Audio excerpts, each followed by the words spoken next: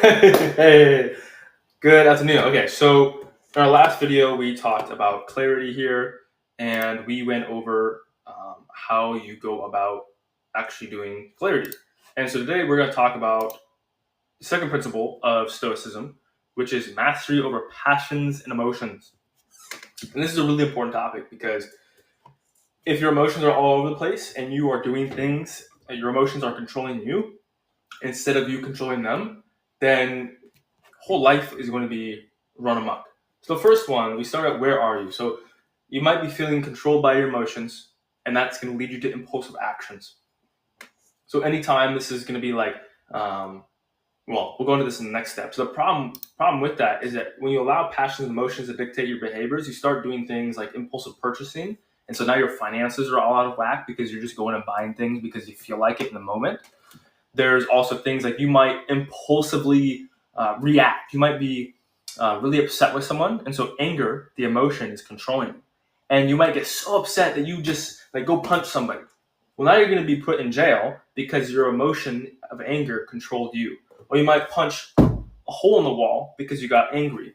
Or you might do something like you might say something rude to your spouse or your significant other or your friend or whatever because you got upset. And that frustration, that anger was controlling you. You might, and so in the way that these emotions control us, they move us to do certain things.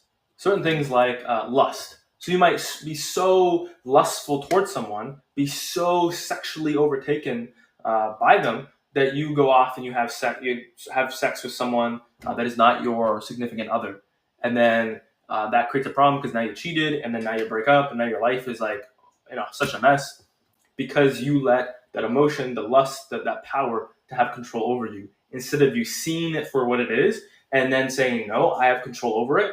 And instead of letting your emotion immediately lead to action, you say emotion, reflection, and then action if need be. That is the missing step that we have here. Is usually what happens is you have emotion, and then that leads to, it goes straight over to action. And then the issue, and then that creates problems. So what needs to happen is you need to have emotion, and then that's going to lead to reflection, and then that is going to lead to maybe action. Okay? That is what we want to do. And so now we're going to look at some misconceptions here, right? You believe that emotions are uncontrollable, and they're not. Emotions can be controlled. They can be looked at, they can be reflected upon, and they can be used to move you in certain areas. For example, it's kind of common that people will be really angry, and they'll use that when they're in the gym, when they're working out, or when they're like in a boxing match or something. And people will use that anger as an additional boost to be able to perform better. So we can use that something like anger to have positive benefits. It's just you have to reflect. You have to reflect and be like, okay, what am I using this anger for? What am I using this emotion for? How can I direct it in the correct way? And maybe there's no action that needs to take place. There is like a Chinese proverb that it's kind of a long thing. Shortened down, it says, there's this old monk guy, and there's like these young men in the village or whatever, and they just keep doing violence. They, at every turn, everything that happens, they just respond with violence, respond with violence, respond with violence. And the monk is trying to teach them like, hey, you do not have to respond with violence to everything. And there's a moment where the monk is sitting down with some of the guys, young men, and a mosquito lands on one of the young men's like balls, right? And the monk says, go ahead, respond with violence. And obviously, if the young man did that, he'd whap himself in the balls. That hurt quite a bit. So what the monk is saying is, hey, not everything needs to be responded with violence. Some things just need to be a gentle brushing away of the mosquito. And instead of trying to kill it, you just like are brushing it away lightly so you don't injure yourself. And a lot of times when you do violence towards things, it ends up that violence comes to you because of that. And like think about if you respond to your anger, and I'm just using the anger so much because it's such a good example. if you respond with anger to somebody and you try to go punch them, well, you are using violence. The crazy thing is that violence is going to come back at you, because now that person is going to swing at you and they're going to hit you. And you could be knocked out cold. You could get your teeth knocked out. You could get a concussion. You could get you could get hurt big time because you responded with violence. And that would never happen if you did not respond with violence. But instead you do this thing down here where you see the emotion and then you reflect on it and then you think, okay, maybe this does require an action, but maybe not. And it can be controlled. Like, your anger does not have to control you. You don't have to see red and then respond in that way. You can get to a place where you control your emotions. Now, the steps to improve here, right, are cultivating emotional intelligence. And that is, you just have to, this is a practice. It's not going to be snap of the finger, all of a sudden you are in control of your emotions. It is going to be something where you have to sit down, you have to recognize what you're doing, and you, every single time you feel that emotion, you are going to have to think about, it's the whole cliche about count to 10 and breathe. That works because you are thinking about your emotion and thinking about how it makes you feel. So instead of just being an animal and just reacting, reflect first. And so for me, like how I've done this in my life is, there was a time where I would get really, really annoyed and really frustrated and angry at things. Once I realized that I can sit here and breathe calmly, and then I can think about, okay, how come I am so angry? What is going on here? Doing that allowed me to get out of that. And now there's not really much that annoys me or frustrates me or gets me upset. Like, even when people do things to me, it's just, I don't really get upset anymore because I spent enough time thinking and reflecting. One of the things that might be in some other video, some other teaching, is that whole thing about things don't happen to you, they happen for you. And the second thing is that I know I'm at fault too. I have annoyed tons of people. I have made tons of people frustrated. I have made tons of people angry. And so I know that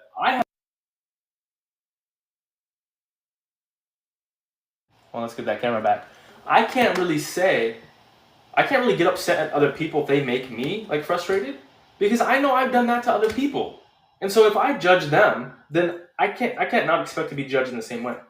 And so to love your neighbor as yourself is really saying, okay, I've done things to other people, so I'm going to be understanding when people do certain things, and not say they're a horrible person or be really upset with them. Because people do things for reasons. People don't just do things for no reason. There is a reason. That reason might be, because they're really emotional about something or whatever. The key thing is they do it for a reason. And so whatever they're doing it for, we should seek to understand them. We should seek to understand how come they're doing that thing, and not hold them at fault for sinning against me, because they're not really doing anything against me, because whatever they are doing is actually done for me, because it's helping me practice the fruits of the Spirit.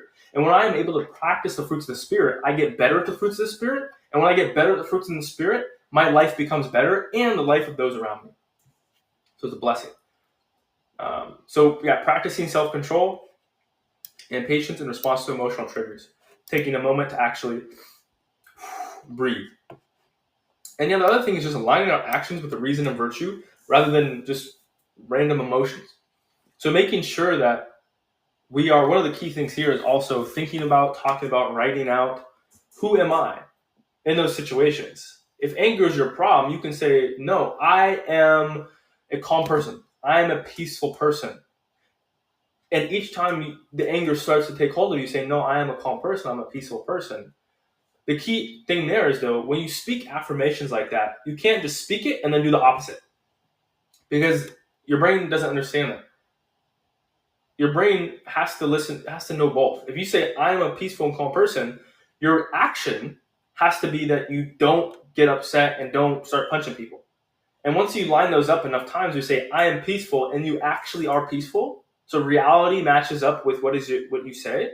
When what you say matches up with reality, then you actually become somebody new. So the Bible verse that we're going to look at today is Proverbs 16 and 32.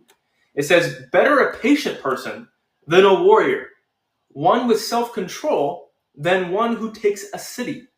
And so this Bible verse is actually really profound, because typically, right, there's a phrase, I know Jordan Peterson says it, where he says better to be a warrior in a garden than a gardener in a war. And that is 100% true.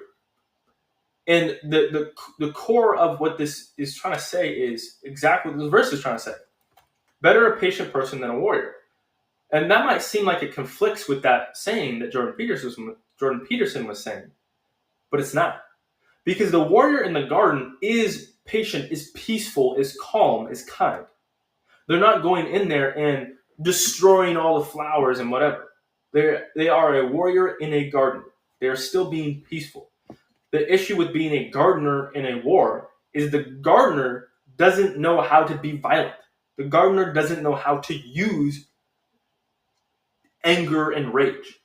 The warrior is in control of their emotions. They can take their anger and their rage. They can take it and they can use it when war is needed. And when they don't need to be at war, they can be in the garden and they can quell that rage and they can pick out the weeds, they can tend to the flowers, and they can work in the garden. And they have the self-control. So this is just an overview of mastering passions and emotions. There's much more to this. However, this is a really good start. In the next video, we're going to look on the third Stoic principle, which is third Stoic principle is going to be awareness, and how important just the whole idea of reflection and being aware of yourself and your surroundings and who you're around, being aware, and how that can change your life. Look forward to seeing you in the next video. And just write down in the comment section the number one thing you want to achieve but have not yet accomplished in the 5 core areas of life. The first one is spiritual. Second one is mental. Third one is physical. Fourth one is relational. And fifth one is financial. And then we'll help you be successful in those things, because it is time to live life to the full. Peace be with you.